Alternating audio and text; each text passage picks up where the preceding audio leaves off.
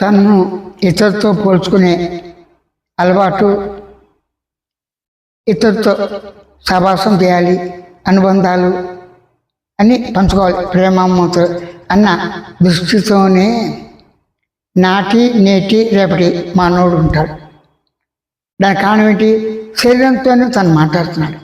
తన శరీరాన్ని తను ఇష్టపడతాడు. ఆరోగ్యపరంగా ఉండాలని, ప్రేమతో ఉండాలని, శరీర సంబంధించిన అన్నీ కూడా తన అనుకూలంగా ఉండాలి. తనతో పాటు తను ఇష్టపడే వాళ్ళకి బాగా ఉండాలి. ప్రపంచం, విశ్వం, ఈ భూమి, అందరూ లోక సమస్త సుఖంగా బాగుంటుంది. ఎవరి తీరులో వారు పెడితే తీరు వేరే వచ్చు.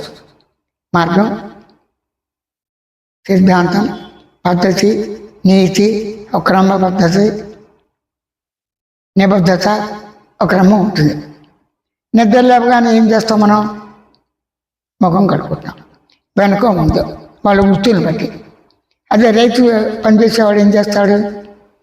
తెల్లవారుజామున బయలుదేరుతాడు, సజ్జనం తింటాడు, తినక ఉద్యోగం చేసేవాడు పైసలు. కాబట్టి వాడి వృత్తులు ఏవైనప్పటికీ కూడా బ్రతకటానికి, శరీరాన్ని రక్షణకి, శరీరానికి రోగనిరోధక శక్తి సత్తా పెరగటానికి, దాంతో కష్టపడి ఏదో పని వృత్తి చేసి శరీరాన్ని పోషించుకుంటూ అమ్మా నాన్న, ఆచార్యులు, అతిథులని, ఇరుగుపరాన్ని ప్రేమిస్తూ సహకారంతో ఆవు, మేక అనుకున్నాయి కదా జీవరాశి, వాటిని కూడా చూసుకుంటూ పంచభూతాత్మైన ఈ భూమిని, ఈ భూమితో ఉన్నటువంటి సర్వజీవులు, సర్వ ప్రాణులు, లోక సమస్త సుఖం బాగుండాలి. సరే, ఎక్కువ తక్కువ ఉంటాయి వాళ్ళ త్రిగుణాలు ఉంటాయి కదా, సత్వ రజోత్తమ గుణాలు ఉంటాయి. ఆ గుణాలు బట్టి సంస్కారం, జన్మ ఉందని లేదని అనేక అభిప్రాయాలు ప్రతి వారిలో ఉన్నాయి.